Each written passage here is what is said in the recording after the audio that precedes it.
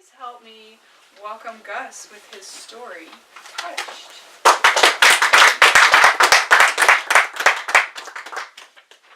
It was supposed to be a happy day for the Jacobson family.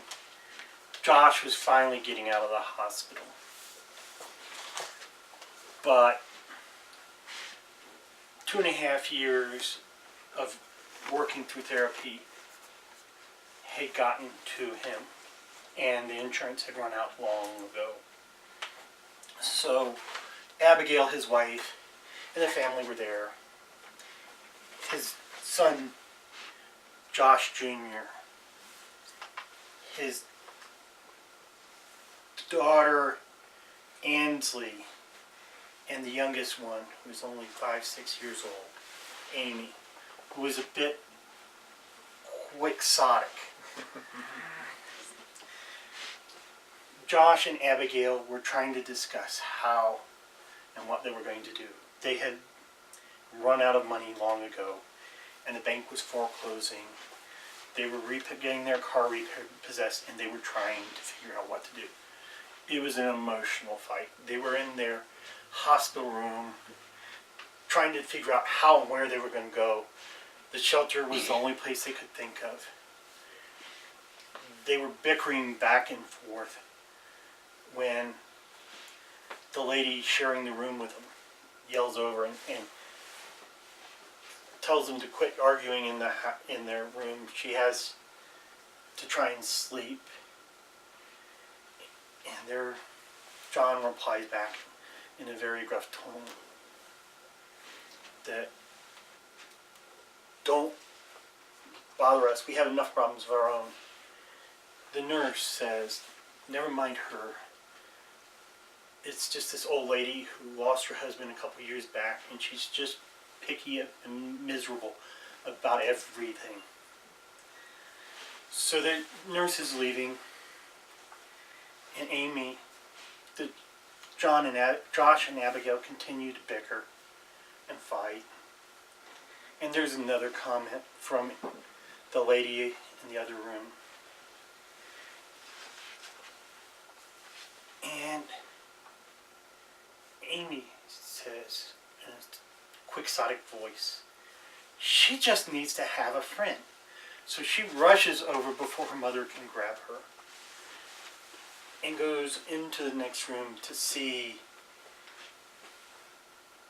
Leona Adams standing against the window, looking out with an old shawl, looking out and peering out the window, just staring out.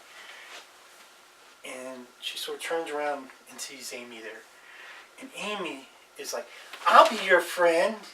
Would you like to be my friend too?" And Abigail comes in and grabs her and says, "Please leave her alone," and starts to take her out. And Leona sort of looks back and says, "Thank you," in this very quiet, lonely voice. And Josh yells something about, "Leave my children alone," and Abigail pulls it back, and they continue to bicker. And the bickering goes on, and their fighting coming from Leona continues as well. But Amy slips over every once in a while to talk with Leona and spend some time with her and just tries to make her happy. Because, like I said, she's quixotic. She has this ideal vision of what life should be like. So finally the family leaves and they walk out to the car. And Josh had to stay the night because his release is the next day. So they walk out, and coming back the next day, it starts over again. Abigail and Josh are bickering again, fighting and trying to decide how they're going to save, what they're going to do, how they're going to get there, because Josh is still not on his feet with work, so they have no income right now. And their house is way behind on the mortgage. It's getting foreclosed. Their car is getting repossessed. So they're in this dire financial strait that they're trying to figure out what to do with. And they come in and they pick up Josh, the family does. And they're getting ready to head out. And Leona is gone. And Amy is upset because Leona is gone. All that's left is that little shawl that she was wearing by the window. All that was left is that little old shawl. And Amy's like, where is she gone? To the nurse. And all the nurse said is she's gone. She's checked out. So everybody assumed, and trying to keep Amy happy, because she had somehow made friends with Leona during that short time, that she had passed away. And so they try and console her.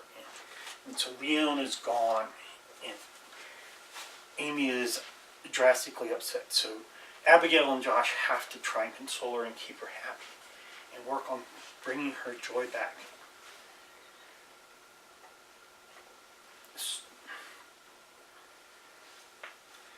So they finally are getting ready to walk out.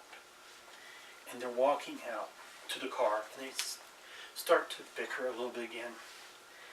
And this man in this black suit, formal tie, walks out and hands Josh a letter. And Josh just opens it up.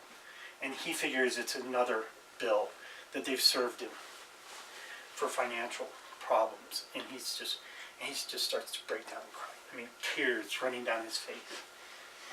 Amy sits there and waves to someone. And it's Leona getting into this long black car. And Josh finally reads the message to